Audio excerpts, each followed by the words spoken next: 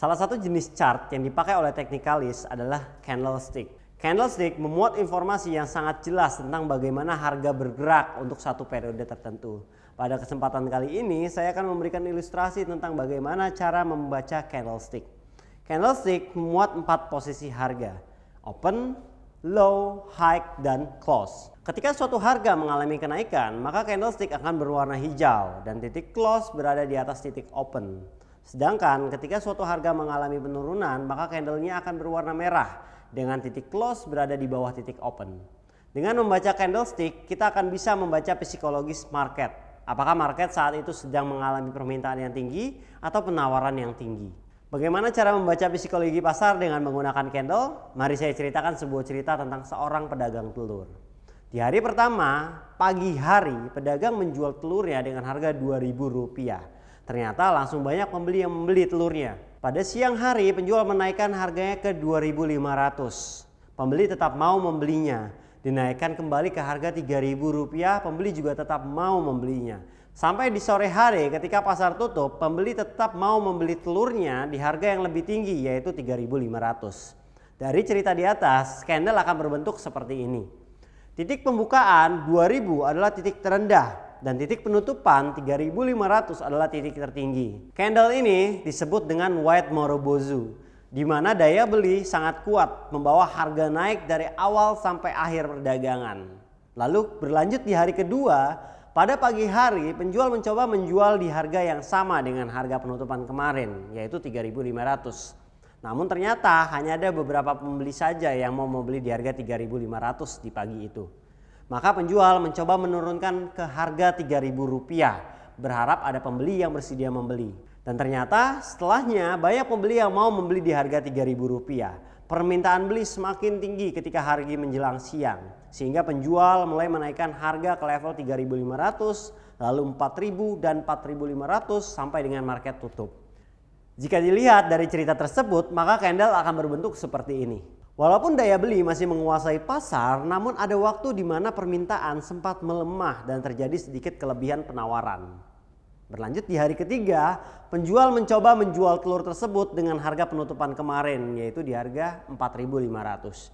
Ada yang mau beli namun tidak banyak, sehingga penjual kembali menurunkan harga di harga Rp4.000. Selang beberapa saat terjadi permintaan kembali atas telur tersebut, sehingga penjual menaikkan kembali di harga Rp4.500, lalu Rp5.000 dan Rp5.500. Namun ketika berada di harga penawaran Rp5.500, pembeli mulai sedikit sekali. Mengingat masih terdapat telur yang tersisa, akhirnya penjual menjual di harga lebih rendah, yaitu di harga Rp5.000 pada saat pasar tutup. Walaupun secara keseluruhan permintaan masih tinggi untuk telur tersebut, namun kelebihan penawaran mulai terlihat meningkat dibandingkan hari sebelumnya. Hal ini mengindikasikan bahwa perlahan-lahan daya beli mulai turun dan penawaran mulai berpikir bahwa harga saat ini sudah terlampau tinggi dan pemilik mulai merealisasikan keuntungan atau taking profit. Sampai ada di hari keempat, harga ditawarkan oleh penjual di harga Rp5.000. Pembeli pada pagi hari sempat membeli terus menerus telur sehingga penjual akhirnya menaikkan ke harga Rp5.500 dan Rp6.000. Namun setelah harga menyentuh Rp6.000 di siang hari, pembeli banyak berpikir bahwa harga saat itu sudah terlampau tinggi. Sehingga para pembeli ragu untuk membeli kembali telur tersebut di harga yang lebih tinggi. Melihat kondisi ini, penjual mulai menjual telur-telurnya di harga yang lebih murah. Rp5.500, Rp5.000, Rp4.500 sampai dengan Rp4.000. Ketika harga menyentuh Rp4.000, calon-calon pembeli yang sebelumnya ragu karena harga terlampau mahal mulai membeli kembali telur tersebut, sehingga menyebabkan harga naik kembali ke Rp4.500 dan Rp5.000 sampai akhirnya penutupan pasar. Pada cerita tersebut terlihat harga sudah mulai sulit untuk naik dan penjual melihat pelemahan daya beli dari buyer, sehingga penjual akan menjual barangnya di harga yang lebih rendah untuk menghabiskan supply atau penawarannya. Namun pada posisi harga tertentu, ternyata pembeli yang tadinya ragu-ragu mulai kembali masuk ke pasar dan menyamakan keadaan. Candle seperti ini disebut dengan doji, yaitu candle yang terbentuk ketika tekanan beli dan tekanan jual sama-sama kuat. Sekarang mari kita tarik kesimpulan seluruhnya. Di hari pertama tekanan beli begitu kuat tanpa sedikit pun muncul tekanan jual. Di hari kedua tekanan beli tetap menguasai pasar, namun mulai muncul sedikit tekanan jual.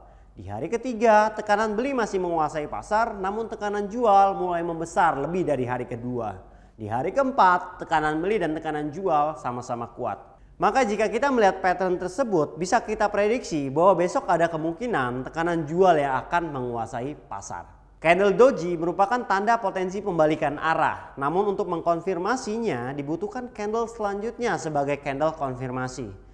Candle konfirmasi terbentuk jika bentuk candle setelah candle doji memiliki titik high yang lebih rendah dibandingkan titik high sebelumnya dan titik low yang lebih rendah dibandingkan low sebelumnya, atau sering disebut dengan low high, low low.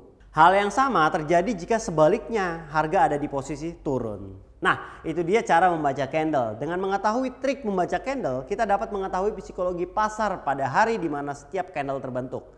Dengan memahami psikologi pasar, kita dapat memprediksi kemungkinan kondisi yang akan terjadi selanjutnya.